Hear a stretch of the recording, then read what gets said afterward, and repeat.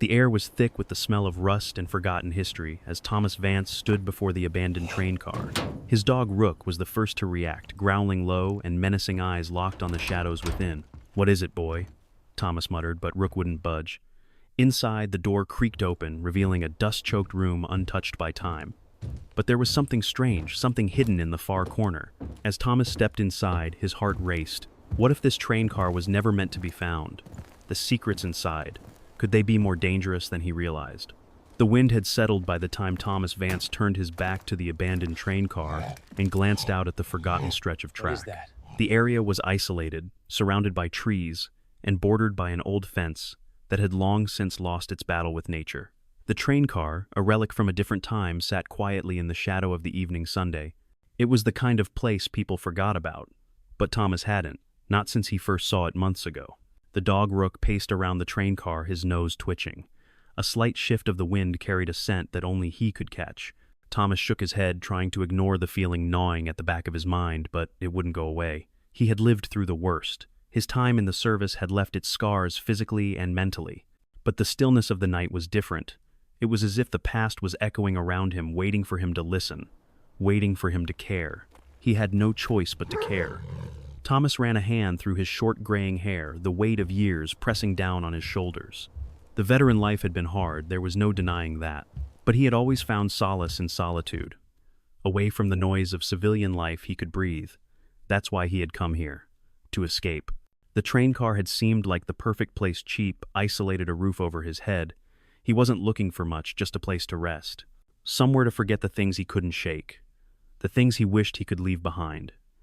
But something about this place didn't feel right. It was too quiet. Not in the sense of peace, but the kind of silence that could swallow a person whole if they weren't careful. Rook felt it too, and that was enough to make Thomas uneasy. As he approached the train car again, Rook stopped pacing and looked up at him. His eyes were wide alert, ears flicking back as he let out a low whine. Thomas reached down to pat the dog's head, trying to calm him, but Rook stepped back, pulling away from his touch. This wasn't like Rook. The dog was loyal, never one to shy away from his side no matter the situation. Yet tonight the dog was unsettled. That unsettled Thomas more than anything else. "I know, boy. Let's get inside," Thomas muttered. Rook followed hesitantly, as if unsure of what awaited them. The train car loomed in front of him, and for a moment Thomas stared at it, almost as if it were a living thing, a strange old thing that had witnessed more than it was meant to. The hinges of the door groaned in protest as he opened it. Inside, the air smelled musty stale, like it hadn't been disturbed in years. Dust floated in the slivers of light that crept through the grimy windows, casting long shadows across the floor. It was more than just a forgotten piece of history. It was a time capsule frozen in place. Thomas stepped inside his boots, crunching on the wooden floorboards. The place was a mess, but it was solid. It could work. A bit of elbow grease, some cleaning, maybe even a new coat of paint. He could live here, get by.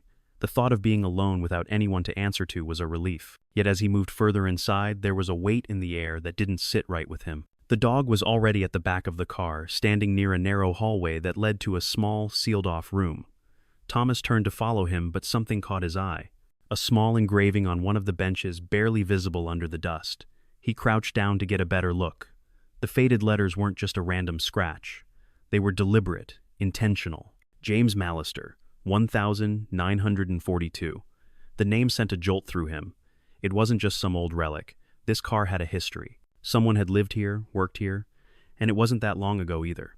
The name James Mallister lingered in his mind as he stood back up, rubbing his fingers across the rough surface of the bench. But it was the sound of Rook's growl that broke his thoughts. The dog was staring at the small door at the far end of the train car. "Not now, Rook. We've got enough work to do," Thomas muttered, but Rook didn't budge. He stood frozen, his body tense, his gaze unflinching. Thomas felt his pulse quicken. Something about that door didn't sit right. He walked toward it, each step more hesitant than the last. There was something about this train car, this place that was tugging at him, pulling him deeper into its grip. As he stood in front of the door, Thomas noticed something odd. The frame was newer, the wood different from the rest of the car. It was subtle, almost undetectable unless you were looking for it, but it stood out. Something didn't fit. Rook stepped forward, sniffing the air around the door, then let out a soft whine. Thomas placed his hand on the knob, feeling the cool metal beneath his fingers. The door was locked. "Not tonight, boy. We've got enough on our hands," he said to Rook, giving the dog a reassuring pat. But his words felt hollow even to himself. He turned back toward the rest of the car, taking in the layout, simple, sparse, but functional. The stove in the corner, the shelves along the walls, the small makeshift kitchen. It was all here more than he had hoped for. It could be a home. But there was something that still didn't make sense. The dog's behavior, the name on the bench, the locked door, it was all connected. There was more to this train car than just an old shelter. As he stood there looking around the room, he couldn't shake the feeling that the answers he sought were hidden beneath the surface. His past, his decisions, everything had led him here. But was he ready to face whatever truth was waiting inside? He didn't know. But as he turned to leave for the night, he couldn't help but feel the pull to come back. There was something inside the train car that needed to be uncovered. And whether he liked it or not, he was about to find out exactly what that was. The evening stretched on, and Thomas sat in the dim light of the train car, his thoughts swirling. The room was unchanged, save for the thick dust coating everything. The smell of age clung to the air, thick and stagnant. He felt like a part of the past, caught in a world that had stopped moving. Rook, meanwhile, continued pacing his ears, flicking at every creak in the old wood, his body taut with tension. Thomas had been around danger enough to recognize the feeling, but this was different. This wasn't the fear of bullets or the unknown, it was the quiet kind. The kind that whispered that something important was right in front of him, hidden, waiting to be discovered. "I know," Boy Thomas muttered, watching Rook circle back and forth.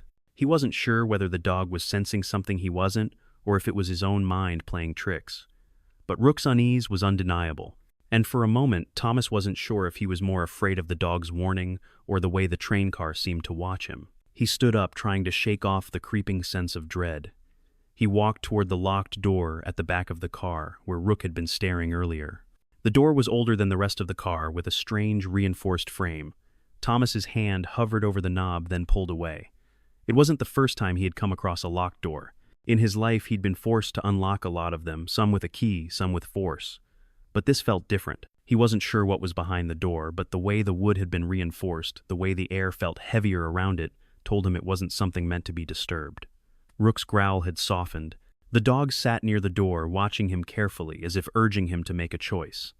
Thomas ran his hand along the wall, his fingers brushing against a weathered bench.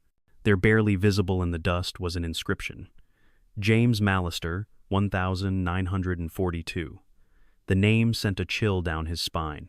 Who was James Mallister, and why was it etched into this train car? Turning his attention back to the door, Thomas hesitated.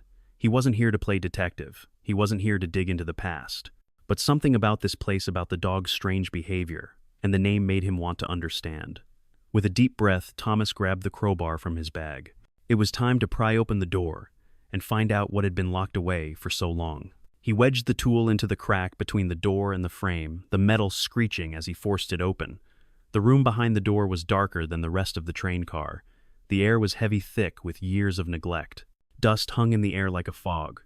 And then, in the dim light, Thomas saw it, a metal box resting on a small table in the corner. His heart raced. The box was old, heavy with the weight of time, but there was something about it, something about the way it was placed, that made it feel important. He approached it slowly, his hands shaking as he reached for it. Rook's growl had faded, replaced by an uneasy silence. The dog stood by, watching him. Thomas opened the box with a creak, revealing a faded piece of paper. The note, yellowed with age, was scrawled with a name, James Mallister. "For the one who needs this, remember, truth is the only thing that can set you free. It's buried, but it's yours if you dare to look." Thomas felt his breath catch in his throat. James Mallister. The name again. What did it mean? And what truth was buried in this place? The room around him seemed to hold its breath, as if the answers were just within reach. Thomas didn't know what he had stumbled upon, but one thing was clear. The train car, this place, wasn't just a shelter. It was a part of something much bigger. And whether he liked it or not, he was now tied to it. Looking down at the note in his hand, he whispered, "What the hell is going on here?" Rook sat at his side ears, twitching at every small sound, but remained silent. Thomas didn't need to ask the dog. He knew they were in for something much deeper than just a quiet life in a rusted train car.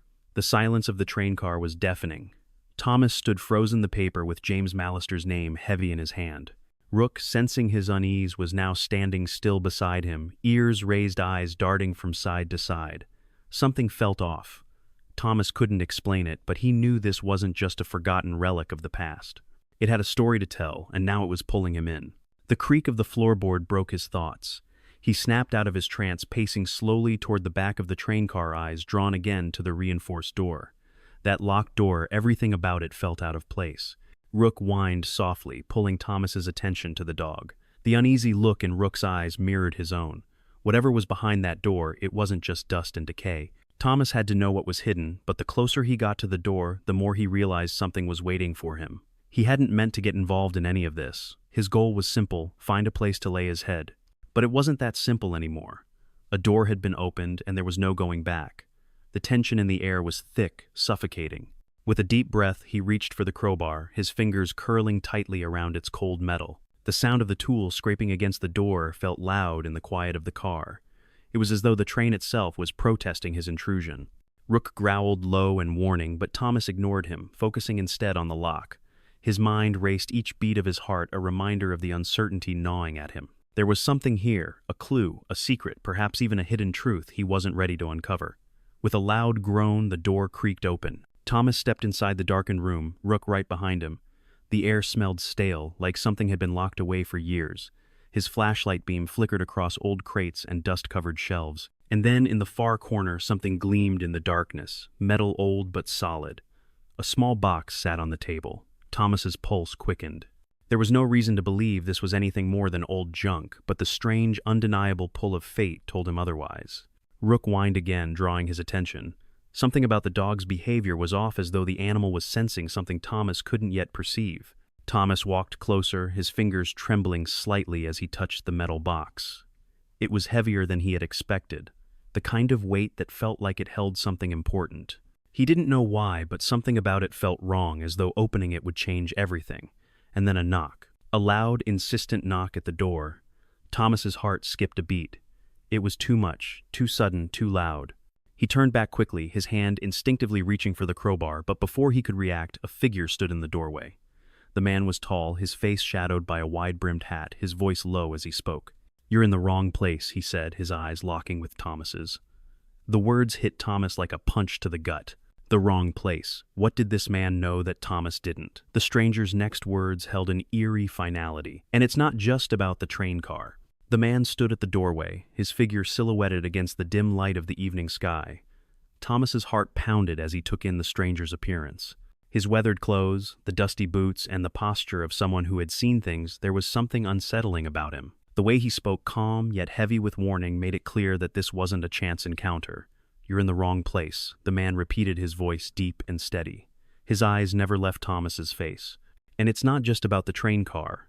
Thomas's mind raced, trying to piece together the situation. The man's words didn't make sense. What did he mean by the wrong place? Why did it feel like the stranger had known he was coming? For a moment, neither of them spoke. Thomas stood frozen, unsure of how to react, while Rook shifted nervously at his side. The dog's hackles were raised, a sign that this stranger wasn't someone Rook was comfortable with. "I don't know what you mean," Thomas said, his voice low but firm, trying to hold his ground. He felt his pulse quicken, every muscle tense as the weight of the moment settled in. The stranger's presence was suffocating. The air between them was thick with something unspoken. The man took a step closer, his eyes never leaving Thomas. He scanned the inside of the train car, his gaze lingering on the metal box Thomas had been about to open. "I didn't think anyone would find it, not this soon. But then, I suppose I should have known better." His voice was almost a whisper now, as if speaking too loudly might disturb something even darker. Find what? Thomas asked, his throat dry. His mind was still processing the fact that this man had known exactly where to find him, and seemingly knew more about the train car than he did. The stranger smiled faint, knowing as though he had been waiting for this moment. "The truth," he said simply. "The truth that's been buried here for years. The truth that you're not ready for." Thomas felt a chill run through him. "What truth?" He repeated, the words coming out sharper than he intended. The man's gaze softened for a moment, but it wasn't comforting. Instead, it felt like a man who had carried a heavy burden for too long. "James Mallister," he finally said, his voice dropping to a near whisper. "The name you saw earlier. You've stumbled into something that should have stayed hidden." Thomas's pulse quickened again, his stomach twisting in knots. The name rang in his ears. James Mallister. He had seen it etched in the train car earlier, and the note he had found in the box. But now, hearing it from this stranger, it felt like the name held a weight he wasn't prepared to carry. "What about him?" Thomas asked, trying to sound calm but failing. The man paused, his eyes flickering to the train car's interior as though making sure no one was listening. He lowered his voice even further, a strange intensity in his gaze. James Mallister was more than a railway porter. He was a man who carried secrets. A man who did dangerous things. Things that should never have been uncovered. And now you've found them. Thomas took a step back, his mind swirling with confusion. This man was talking like he knew James Mallister personally, like the man's life and actions were intertwined with his own. But that didn't make sense. Thomas had only just stumbled onto the car. He wasn't ready for any of this. You're saying James Mallister, he wasn't just some train conductor, he was involved in something. Bigger, Thomas asked, his voice tinged with disbelief. The man nodded slowly. Much bigger, much more dangerous. This train car, it was never just a place to sleep. It was a sanctuary. A refuge for people in need, yes, but also a hiding place. For years, James used it to shelter those who were desperate enough to seek him out. People with secrets of their own people who needed to disappear. He was part of something far more secretive, more powerful than you could imagine. A knot tightened in Thomas's stomach as he processed the words. He glanced back at the door of the train car. It felt like the walls were closing in on him, the weight of the stranger's words pressing down on his chest. He had wanted to escape his past, find some peace in this old train car, but now it seemed like he had stepped right into something that could swallow him whole. Why me? Thomas asked, his voice shaking with a mix of fear and confusion. Why are you telling me this? What do you want from me? The man's expression hardened. I don't want anything from you, but you're in this now. You opened the door, you found the box. That means you've already made a choice, whether you realize it or not. And you need to understand there are people who'll do anything to keep what James Mallister protected from getting out. People who don't want the truth to see the light of day. Thomas's heart pounded in his chest as the implications of the stranger's words sank in. He had unwittingly uncovered something much darker than a simple mystery. He was tangled in a web of lies and secrets that stretched far beyond this train car. He didn't know who these people were or what they would do to keep their secrets buried, but he could feel the danger closing in. You're not safe here, the man said, his voice growing more urgent. You need to leave. Whatever you think you found, it's not worth it. Walk away and forget this ever happened. Thomas shook his head, his mind spinning. He couldn't walk away now. Something deep inside him told him that he had to finish what he started. There was a truth hidden here, a truth that needed to be uncovered. But at what cost? The man turned to leave, casting one last glance over his shoulder. You've been warned. The door creaked shut behind him, leaving Thomas standing in the darkness, the weight of his decision heavy on his shoulders. Thomas sat motionless, staring at the door where the stranger had just vanished.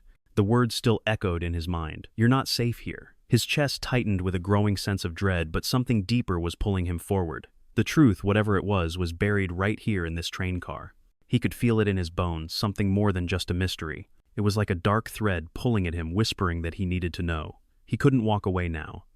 Rook, sensing his unease, padded over to him and sat at his feet, eyes full of silent concern. The dog, his constant companion, had never acted like this before. Rook had always been a calm presence, but tonight was different. There was an edge to his movements, an alertness that matched Thomas's growing anxiety. The dog's behavior told him all he needed to know: the danger was real. Thomas reached down, scratching Rook behind the ears absent-mindedly. He needed a moment to think. But his thoughts were fractured, racing.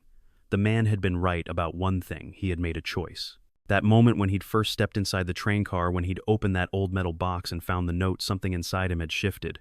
He couldn't pretend it hadn't, and now he was in too deep to turn back. He looked down at the paper in his hand, the note from James Mallister. He had already read it a dozen times, but the words blurred into something that felt bigger than just a message. The truth is the only thing that can set you free. That line haunted him as if it was meant for him. The problem was he wasn't sure what the truth was. He had no idea what kind of freedom it promised or what it would cost. The rain outside had picked up, tapping against the train car's windows in rhythmic beats. The sound was comforting, in a way a reminder that life outside was still moving even if he was stuck in the past. He stepped closer to the small table where the box had been.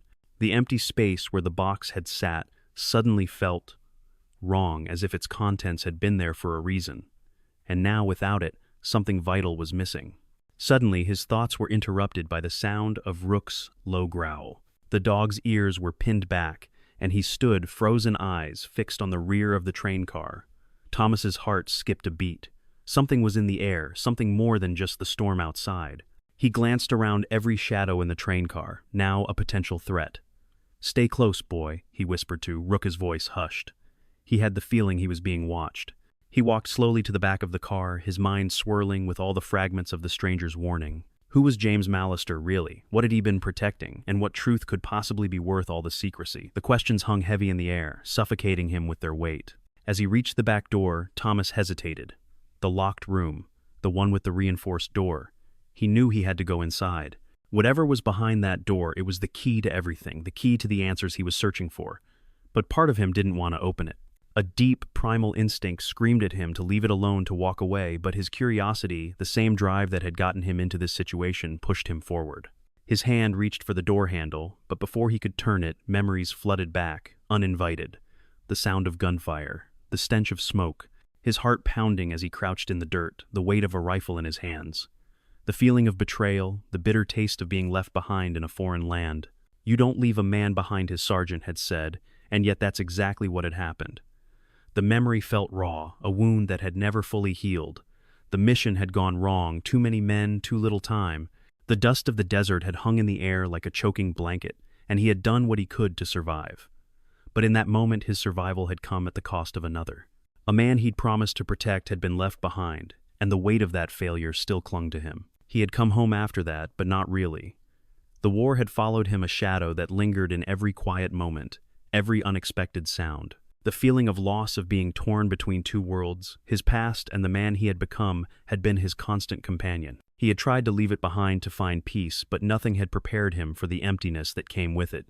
Thomas's hand gripped the doorknob, tighter, the metal cool beneath his palm. The memories of the past, the ones he thought he had buried, were flooding back, threatening to pull him under. But he couldn't stop now. He couldn't walk away from whatever truth was hidden behind this door. With a deep breath, he turned the knob. The door creaked open, revealing the darkness within. As the door swung wide, he felt a shiver crawl up his spine, the feeling that he was stepping into something far bigger than himself, something that would change the course of his life forever. Rook stepped in first, his eyes scanning the room before he turned to look at Thomas, as if giving him permission to follow. Thomas took a step forward, crossing into the unknown, the weight of the past and the present crashing together in that single moment. The door creaked shut behind Thomas as he stepped into the small room. The air inside was thick with dust and age, the heavy scent of forgotten memories clinging to everything. Rook sniffed around cautiously, his nose twitching as if something unsettled him, his fur bristling with unease. Thomas couldn't shake the feeling that he was being drawn deeper into something he had no control over. He clicked on his flashlight, the beam cutting through the gloom. The space was smaller than he had expected, cramped, filled with old wooden crates, stacked high, their contents hidden beneath layers of grime. But what caught his attention immediately was the strange metallic glint of something half buried beneath a pile of old newspapers in the corner. With slow, deliberate movements, Thomas walked over his flashlight, sweeping over the room, scanning every corner. His heart raced with each step, his thoughts tangled in a confusing web of curiosity, dread, and a gnawing desire to find answers. The box, this metal relic that had been hidden away in this forgotten place, seemed to call to him as though it held something beyond its physical form. He bent down, lifting the top of the box, slowly, careful not to disturb anything more than necessary. The lid creaked, revealing a series of yellowed papers, brittle with age. But it wasn't the papers that made Thomas's breath catch in his throat. It was what lay underneath. A leather journal, thick and worn, its edges frayed from years of neglect, sat nestled beneath the papers. Its cover was a deep, worn brown, almost indistinguishable from the color of the old, neglected crate. Thomas hesitated for a moment, his fingers hovering over it before pulling it free, the weight of the journal heavier than he expected. He didn't know why, but something told him that whatever was inside this journal would change everything. He opened it carefully, the pages cracking slightly under his touch. The first page was filled with a neat, almost meticulous handwriting. The ink had faded, but the words were still legible. March 15th, 1942. My name is James Mallister. I am writing this account because someone should know the truth. Thomas froze, his heart pounding. The name was unmistakable. James Mallister. The same name from the note, the same name the stranger had mentioned. This was it, the heart of the mystery. The journal was his. The truth he was looking for had been here all along, buried beneath the dust and silence of this forgotten train car. He flipped through the pages quickly, his mind racing as he read the words on the brittle paper. James Mallister was no ordinary man. He was not just a railway porter. He had been part of something far bigger. This journal held the secrets of his life, and from what Thomas could gather, it was a life shaped by the shadows, shaped by a war that had left its scars on everyone who survived. The first few entries described James's life as a porter working for the Northern Pacific Railway, but as Thomas read further, the details began to change. James had written about the war, his service behind enemy lines, his work with the OSS Office of Strategic Services, the precursor to the CIA.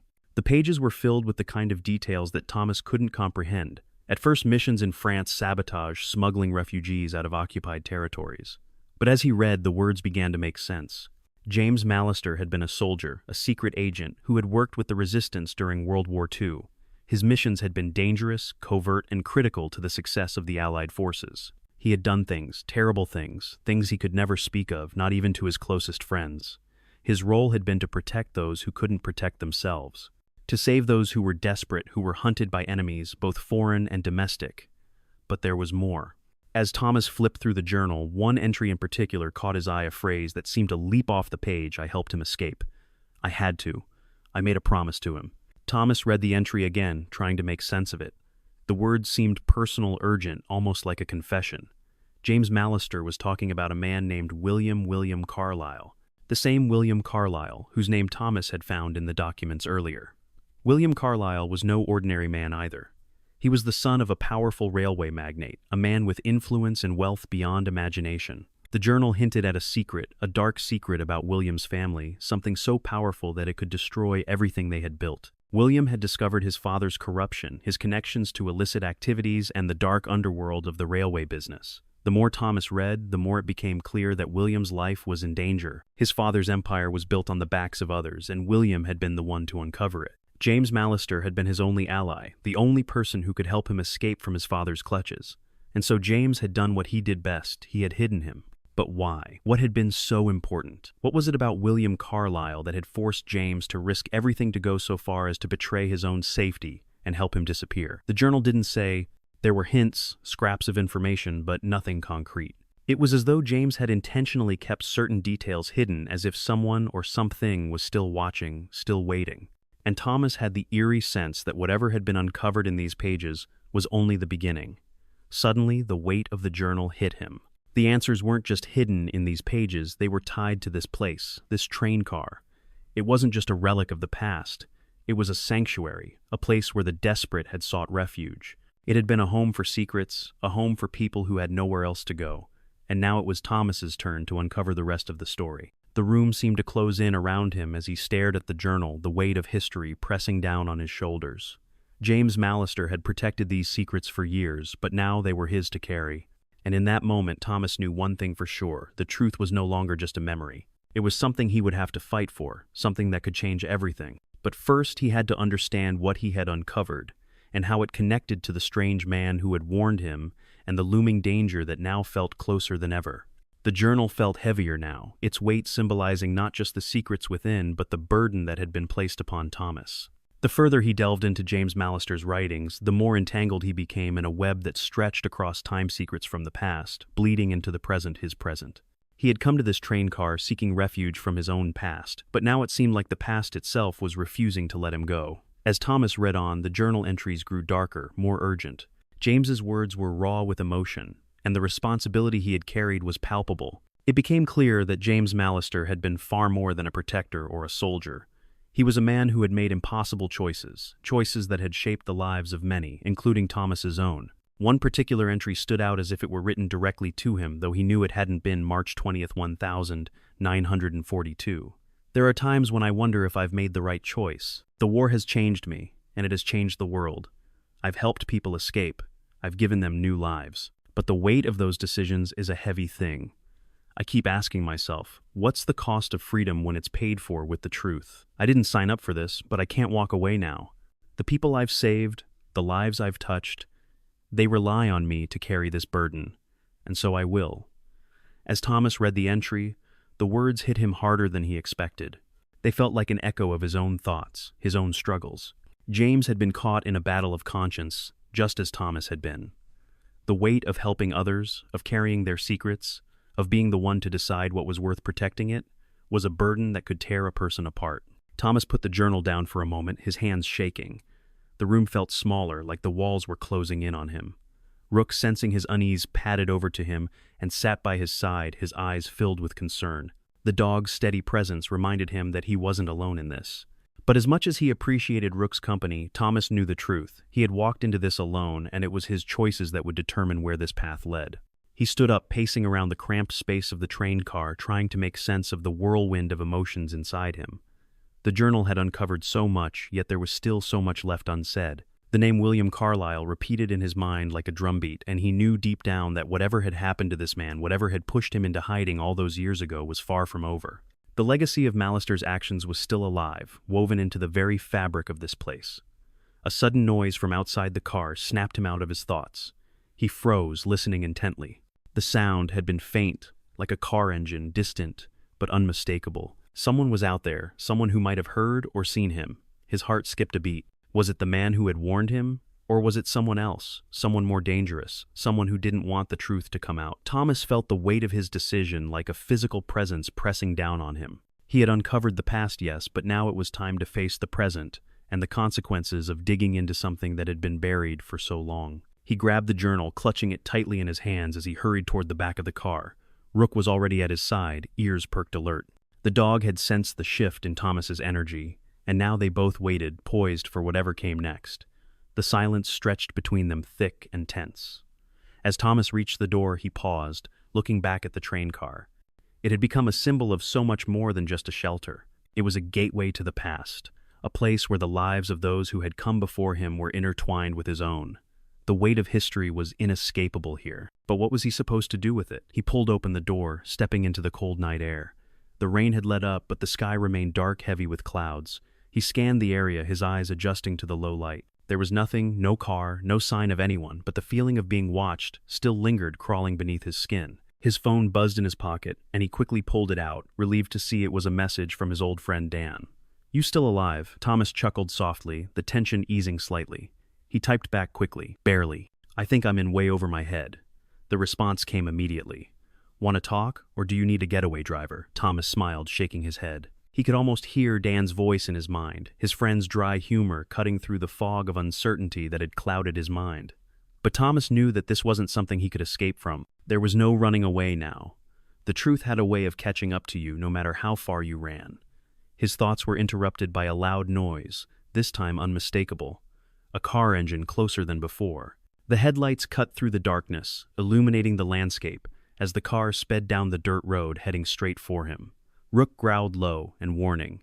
Thomas's heart raced again, but this time he didn't hesitate. He stepped back into the train car and quickly grabbed the crowbar from the table. It wasn't much, but it was something. He wasn't sure who was out there, but he wasn't going down without a fight. As the headlights grew closer, Thomas's grip tightened around the crowbar, his pulse pounding in his ears. He could feel the weight of the past James Mallister's secrets, William Carlyle's escape, his own life, now tied to this strange legacy bearing down on him. Whatever was coming for him, it was no longer a matter of curiosity. It was a matter of survival. The car pulled to a stop just outside the train car, its engine rumbling like a predator preparing to strike. The door of the car opened, and Thomas took a deep breath, ready for whatever came next. Thomas stood in the doorway of the train car, the crowbar clenched tightly in his hands, his pulse quickening with every passing second. The car's headlights illuminated the clearing the light, making the shadows stretch long and ominous across the dirt road. Rook was beside him, low growls vibrating through the dog's chest as if he sensed the danger approaching. For a moment, Thomas wondered if he was ready for this. The choices he had made investigating the past, opening the doors to old secrets, had all led to this moment. The stranger's warning echoed in his mind, "You're not safe here." He'd thought it was paranoia, the ramblings of a man desperate to keep his own secrets. But now, standing on the precipice of something unknown, Thomas could feel the weight of it. The danger wasn't just real. It was closing in on him, unstoppable. The car rolled to a stop in front of the train car, the engine humming softly in the quiet of the night. The headlights flicked off, plunging the clearing into darkness once more, and the air around Thomas grew thick with tension. There was no way to turn back now, no escaping whatever was coming for him. He could hear the sound of footsteps crunching on the gravel, slow and deliberate. Rook's growls grew louder, more urgent. Thomas tightened his grip on the crowbar, eyes narrowing as the shadows began to take form. A man stepped out of the car, tall and imposing, his silhouette illuminated by the faint glow of the train car's dim lights. The stranger from earlier, no, this was someone different.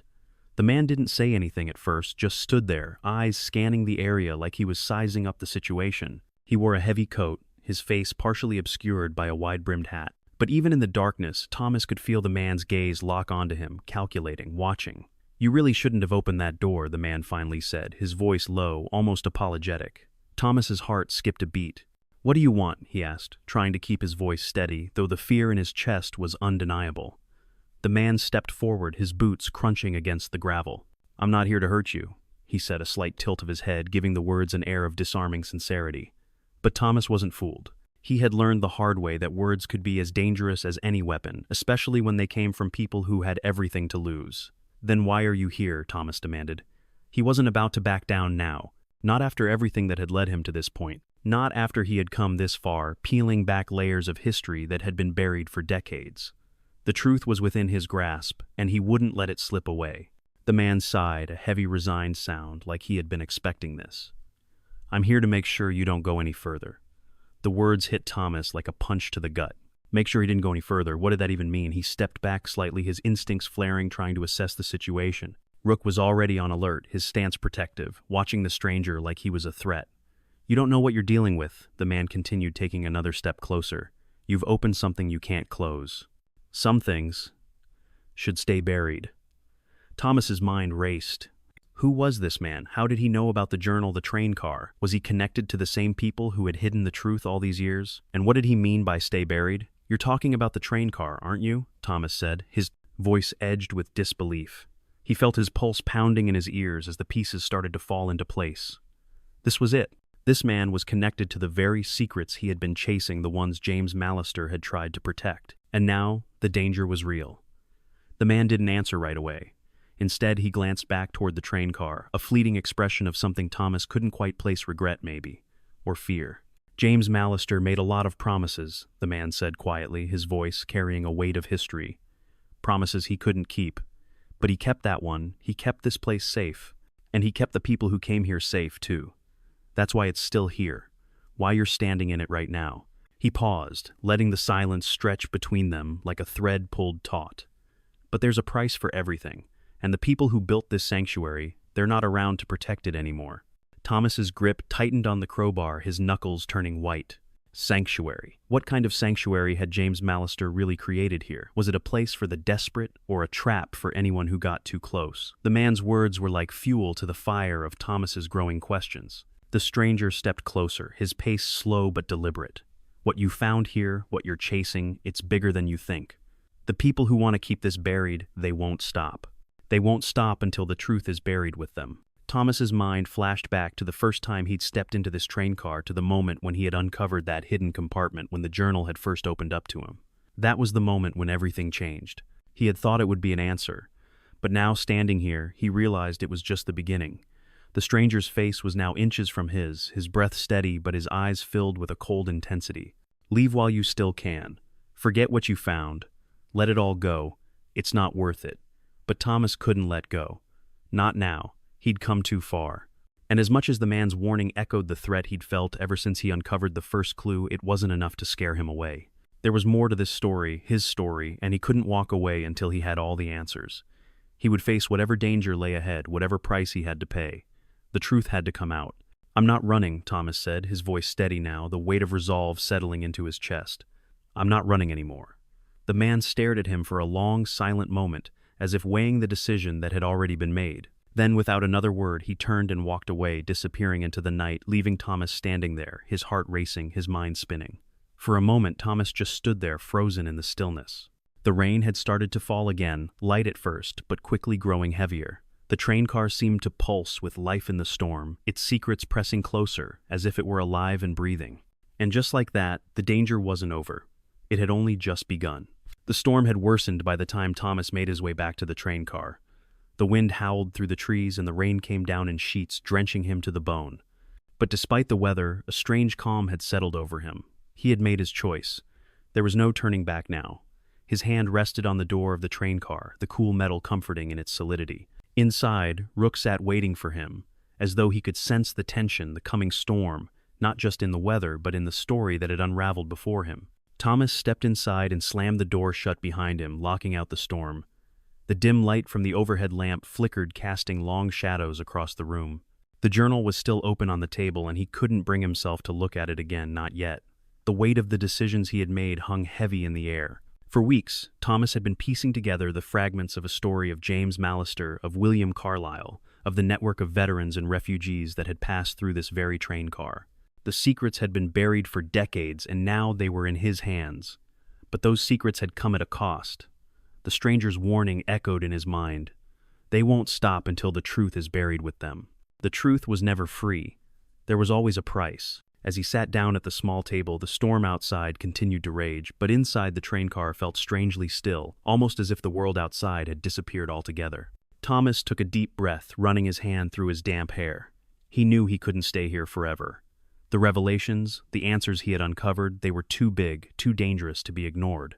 It wasn't just about James Mallister's secrets anymore. It wasn't even just about William Carlyle or the train car. It was about the people who had come before him, the people who had risked everything to protect others.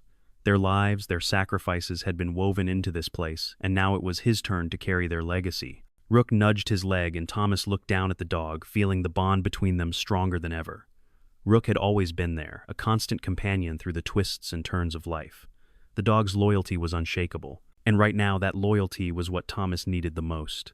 Suddenly, the silence was shattered by a loud bang, a noise so sudden and forceful that Thomas jumped, his heart racing. The door to the train car rattled violently, the hinges groaning under the pressure. He leaped to his feet, his instincts kicking in as he grabbed the crowbar, the heavy metal tool, now an extension of his own resolve. Rook growled low in his throat, his body tense as he stood beside Thomas, ready for whatever came next. The bang came again, this time louder, more urgent. Someone was trying to break in. Thomas didn't hesitate. He grabbed Rook's leash and opened the door just enough to peek outside. The rain lashed against his face, blurring his vision, but there in the dim light of the storm he saw figures approaching. Several of them, men in dark clothes moving with purpose. His mind raced. These were the people the stranger had warned him about, the ones who wanted to keep the truth buried. Thomas knew they wouldn't stop until they had silenced him, until they had made sure he couldn't expose what he had uncovered. And the weight of that knowledge pressed down on him, filling him with a sense of urgency. He quickly slammed the door shut again, locking it this time. His heart pounded as he sprinted to the back of the train car, looking for anything he could use as a weapon. But it wasn't just about weapons. It was about surviving long enough to make the truth known. He had to fight, he had to live long enough to make sure the story didn't die with him. A sound from the front of the car made him freeze. The footsteps were slow but deliberate, the unmistakable sound of someone testing the lock. Then a voice, low and familiar. Thomas. His breath caught in his throat. The voice sent a chill down his spine, and he knew instantly that it wasn't just anyone standing outside the door. It was the stranger from earlier, the man who had warned him, the man who had been waiting for this moment. He leaned in, pressing his ear to the cold metal, trying to make sense of what was happening. The man on the other side spoke again, his voice softer, almost coaxing. "Thomas, listen to me. This isn't something you want. You've gone too far. You don't know what you're dealing with." But Thomas wasn't listening anymore. He was beyond the point of no return. The decision had been made. He had already uncovered too much, and now he was going to see it through. His hand tightened around the crowbar as he moved toward the back of the train car, Rook trailing close behind. It was time to face whatever came next. Time to confront the people who had kept these secrets hidden for so long. Thomas's pulse hammered in his ears as he moved swiftly toward the back of the train car, Rook's steady presence beside him. Every step was deliberate, calculated. The tension in the air thickened with each breath, the weight of the coming confrontation pressing down on him like the storm outside. He had known this moment was inevitable, yet now that it was here, the gravity of it seemed to magnify everything. He could hear the men outside now, their footsteps deliberate and measured. They weren't rushing, they weren't frantic. They were calm, too calm. They were used to getting what they wanted, and Thomas understood that with a cold certainty. They weren't just here to warn him, they were here to silence him. Rook's growl cut through the silence, a warning. Thomas glanced down at the dog, his loyal companion, and felt a surge of determination. The man outside had warned him, "You're in over your head." And yet in that moment, Thomas knew with absolute clarity that there was no turning back. Whatever the cost, he would not let the truth die here. The door rattled again, louder this time, as if someone had slammed a fist against it. "Thomas," the voice on the other side called again, more urgent now. "You don't want to do this. Step aside. Let's talk." He didn't respond. Instead, he focused on his next move. He needed to get to the back exit, the one that led to the tracks. There was a small alleyway behind the train car, a narrow passage that would lead him deeper into the woods. It wasn't much, but it was the best chance he had to get away and find help. Thomas's hand grazed the old rough wood of the car as he moved toward the back. His mind raced through the choices he had made over the past few weeks, the journal entries, the secrets, the unrelenting pull of the past that had led him here. All of it had brought him to this precipice, and he knew without a shadow of a doubt that if he didn't act now, the truth would be buried forever. The man's voice came again, this time tinged with frustration. "This is your last chance, Thomas. You don't know what you're dealing with. These people, they don't just erase history, they destroy it." That stopped Thomas in his tracks. For a moment, the words hung in the air, heavy and ominous. Destroy history. Destroy it. He thought about James Mallister's journal, the stories of William Carlyle, of the people who had been saved in this very place. The history that had been hidden, buried by those who feared the truth. Thomas clenched his fists, his knuckles white as the weight of the decision crashed down on him. Rook growled again, this time with more intensity. Thomas's gaze flicked toward the door. He had to make a choice. He stepped forward, a sharp sound beneath his feet. The floor creaked in protest, and just as it did, the door burst open with a violent force. The man who had been speaking to him stood framed in the doorway, his silhouette, a dark shadow against the dim light outside. He was taller than Thomas expected, with broad shoulders and a face that was both familiar and foreign, like someone you'd seen in a dream, and yet could never fully place. His dark eyes locked onto Thomas with a cold, calculating stare. "You don't have to do this," the man said, his voice calm, almost pleading. "I've already made my choice," Thomas replied, his voice steady. He took a deep breath, his gaze not wavering from the man's. "You won't stop me." The man stepped forward, his face shadowed by the brim of his hat, but there was a slight tension in his movements, an acknowledgement that Thomas wasn't going to be easily deterred. "It's not about stopping you," the man said quietly. "It's about understanding the cost of what you're doing. You've opened doors that should remain closed. That is the problem." Thomas's grip on the crowbar tightened. His mind was already racing, his body prepared for what might come next. There was no more room for second guessing, no more time to be afraid. The storm outside roared in tandem with the pounding in his chest, a soundtrack to the moment that would decide everything. "I don't care about the cost anymore," Thomas said firmly, his voice carrying a weight that surprised even him. "The truth doesn't come with a price tag. People like you're the ones hiding the cost, the ones profiting from the lies. I'm not going to let you do it anymore." A brief flash of something crossed the man's face, surprise maybe, or even regret. But it was gone so quickly Thomas couldn't be sure. For a second, the man seemed almost human, just someone caught in a larger, much darker web. But that brief moment of vulnerability quickly disappeared, replaced by a colder, more hardened expression. "You don't understand," the man said, his voice suddenly harsher. "This isn't just about you. This is about keeping everything from falling apart. You've found pieces of something dangerous to both sides." Thomas stepped forward. "I'm not going to let it stay hidden. Not for you, not for anyone." He raised the crowbar slightly, readying himself for whatever came next. The man stared at him for a moment, his face unreadable. Then slowly he nodded, as if he understood something, as if he'd been expecting this. "Then you leave me no choice." Without another word, the man reached into his coat, pulling something out, a glint of metal in the dim light. Thomas's instincts kicked in his heart, thundering. A weapon. But just as quickly as the man had drawn it, he froze. Something in his hand. No, it wasn't a weapon. It was a small, flat device, like a communicator or a radio with a blinking red light. The man held it up, his expression unreadable. "If you want to play this game, Thomas, you need to understand something. You're not alone anymore." And with that, the storm outside seemed to intensify, as if nature itself was answering the final question. The storm had passed, leaving behind a quiet stillness. The air, though fresh, seemed to hum with the weight of everything that had happened. As the first light of dawn filtered through the windows of the train car, Thomas sat still, his hands resting on the journal. The pages, worn and stained, had once felt like a heavy burden, but now they felt like a key, unlocking not just the past, but also his future. Rook the dog sat by his side, his calm presence grounding Thomas as the questions swirled in his mind. The man outside, the stranger with the radio, the one who had warned him, had left, but the conversation still echoed. "You're not alone anymore." But Thomas knew the truth now. Being alone wasn't about having no one else around. It was about standing in silence without a sense of purpose, without the clarity of what to do next. The weight of everything he had learned, James Mallister's legacy, William Carlyle's disappearance, the hidden network of veterans who continued their work in secret, was heavy. The secrets he had uncovered were not just pieces of history. They were reminders of the cost of truth, of what people sacrificed to protect the innocent, even when it meant risking everything. He looked around the small train car, the walls now filled with more than just dust and memories. They were filled with stories. Stories of survival, of courage, of the desperation of people who had nothing left but the willingness to fight for what was right. And now Thomas was part of that story. As the rain stopped and the quiet settled in, Thomas realized that the truth was no longer something hidden or buried. It was something he had to carry. It was a responsibility, not a burden. The journal had been left to him passed down from James Mallister, a man who had been a war hero and later a quiet hero in peace. But now it was more than that. Thomas had to honor the legacy of the train car, this place that had been a sanctuary for the desperate, for those who had nowhere else to turn.